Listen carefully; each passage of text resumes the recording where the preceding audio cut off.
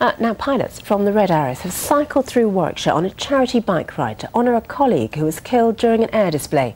Flight Lieutenant John Egging died when his jet plunged into a field near Bournemouth. His widow is among a team of cyclists who are travelling across the widest point of the UK in his memory. Today they arrived in Southam, where Flight Lieutenant Egging went to school. Joan Cummins was there.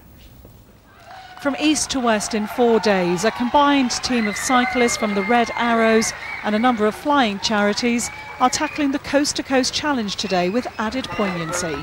Flight Lieutenant John Egging was killed taking part in an acrobatic display in the summer. Today, friends and colleagues arrived at his former school in Southam to dedicate the challenge to a man who'd inspired many.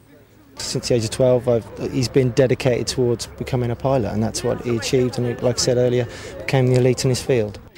John was already in training for the gruelling 400 miles in 4-day challenge. His wife took his place after the tragedy.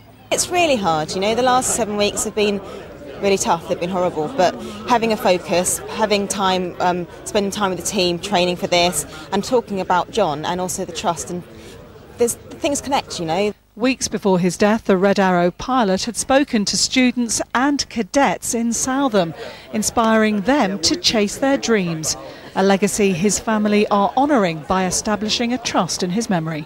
He'd taken every chance in life and he'd taken his opportunities, with our encouragement of course, but he'd managed to realise his dreams, and he'd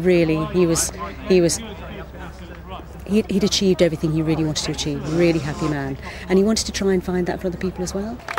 It's hoped the blistering endeavours of the cyclists will not only help charities, but maintain the memory of a man who cared passionately about the Air Force and the generations who allow it to succeed. Joan Cummins, BBC Midlands, Today, Warwickshire. Spectacular, isn't it? And wishing them the very best of luck with the rest of that ride. And a mother and his wife speaking so bravely. I know. It's still very raw.